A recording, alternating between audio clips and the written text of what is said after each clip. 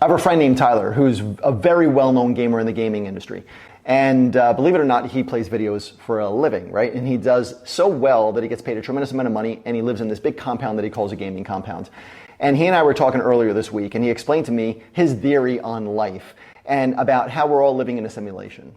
And I used to call BS on that whole theory when I heard anybody else speak about it, until he explained it to me in his little skewed way, because the way he explained it made a tremendous amount of sense. The way he put it, we're all living in a simulation, and the creator of the simulation put specific rules in place, and as long as the characters live by those rules, things go their ways, right? For example, if a character walks slowly or talks slowly, they accomplish less. And when characters walk faster and talk faster, they get more accomplished, and the game rewards them for that. But he went a lot deeper into how the game rewards players who think positive thoughts and who consistently take positive actions. It was freaking crazy, right? And even when others are negative towards them or situations didn't seem to be going in their favor, when they do good things, the game rewarded them even when they didn't know they were being rewarded, right? The game was basically adding to their bank. And as he was explaining this to me, this light went off in my head, because this is exactly what life is all about. And it's what business is all about also. When the economy is down, or when you can't figure out your sales funnel and get that working properly, or when your sales team is not producing what they need to produce, yet you still stay focused on the target and you reward the people who are still doing what they're supposed to be doing, the game always rewards you.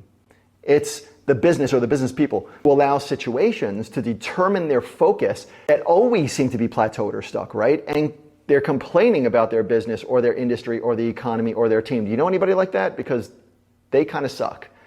Because it really doesn't make a difference what's going on right now in your business or in your life. What makes the biggest difference is the target that you're focused on, and if you are persistently, every single day, taking action towards that target, or if you're going to allow a bad situation to determine your focus, right? You get to make the decision every single day, but remember, you get rewarded for one and punished for the other. And the longer he and I were talking about this, the less crazy he sounded, because we have all the same choices, right? But at least in my business and life, my greatest growth has always come when I had a clear focus on my target, and then I understood the few key actions that I needed to take every single day to get there, and then I persistently took those actions. And the extent that my businesses grew always was kind of dictated, at least in part, by how well I surrounded myself with people who follow the same process. And when we do this, we always reach our targets, no matter what the economy, no matter what the industry, no matter what's happening with our competition. I mean, think about it. In every single industry, there's always one or two businesses that excel past their competition. And what most people do in business is they make excuses and they say, well, they have a bigger budget, right? Or they have better talent, or they have some kind of other edge that we don't have. But in reality, the way they got there is by having the right targets, right? Clearly defined targets. And by understanding the few key actions that got them to those targets, and then persistently taking those actions every single day.